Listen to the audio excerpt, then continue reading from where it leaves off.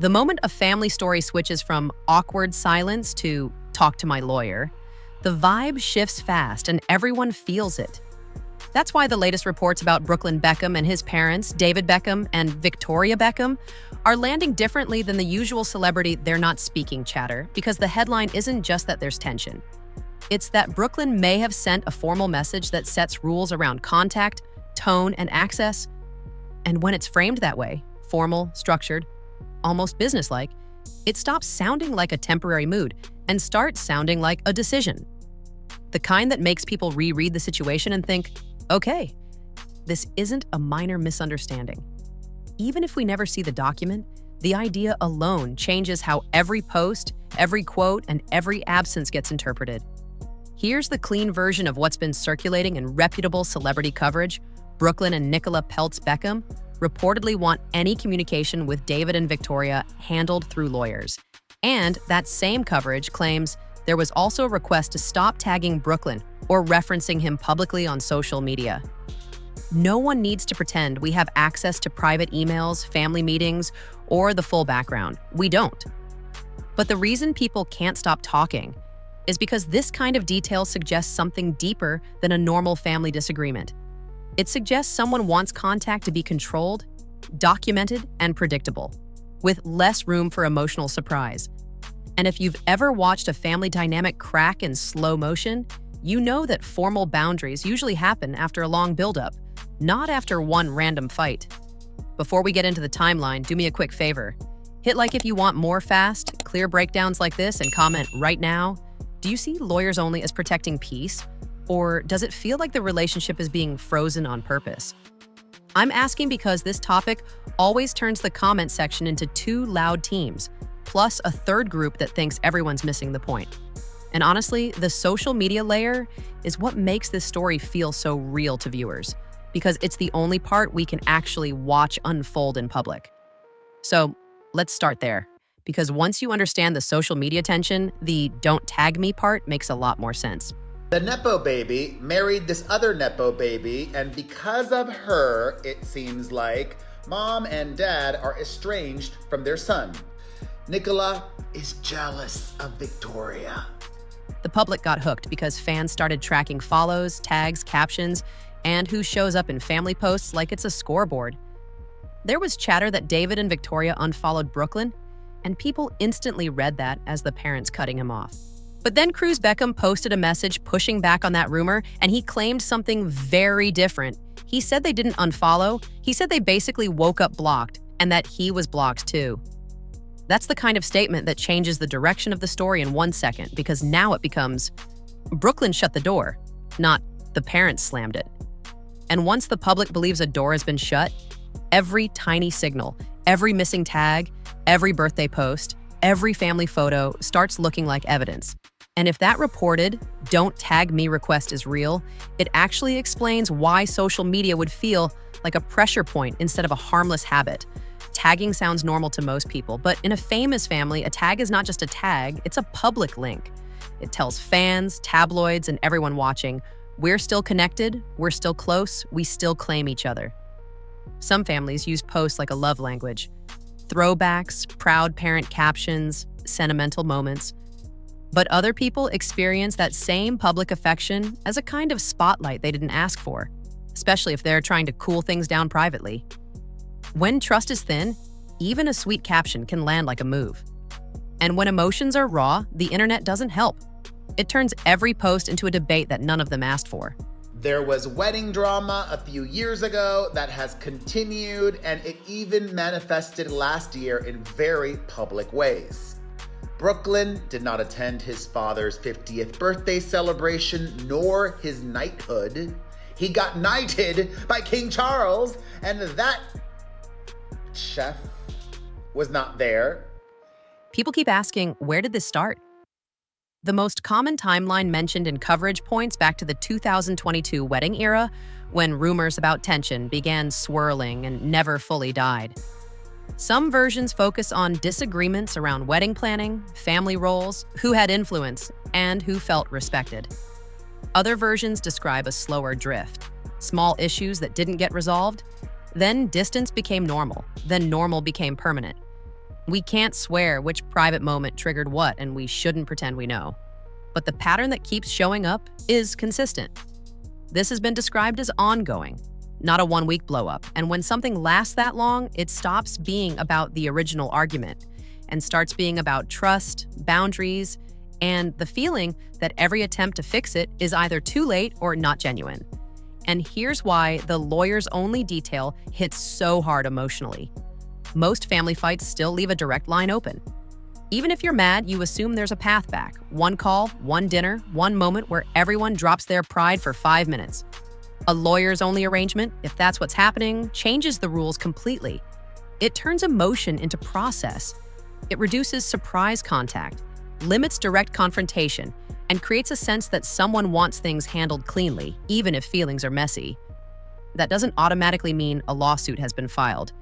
It can simply be a formal way of saying, I want contact on my terms, and I don't want public pressure or private ambushes. But it does suggest that the situation has moved beyond give it time into we need structure. The timing is also why this story won't go away. Coverage has described the Beckhams as still extending invitations and trying to keep major family moments intact, while Brooklyn and Nicola keep distance. And when holidays hit, Christmas, New Year's, birthdays, people expect the big famous family to show up together, smiling like nothing happened.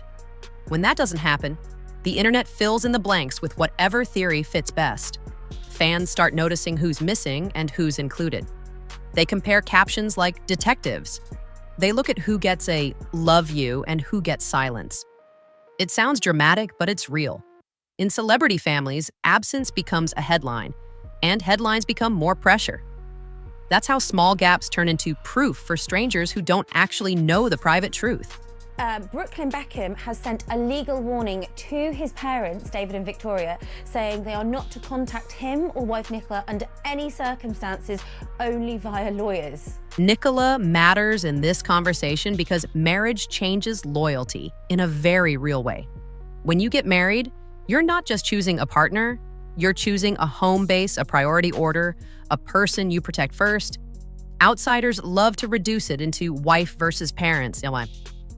But real life is usually more complicated, with old patterns colliding with new boundaries. Still, the way this story is framed publicly often puts Nicola near the center of the shift. Either as the person Brooklyn is protecting from stress, or as the person the Beckhams allegedly feel they can't reach past.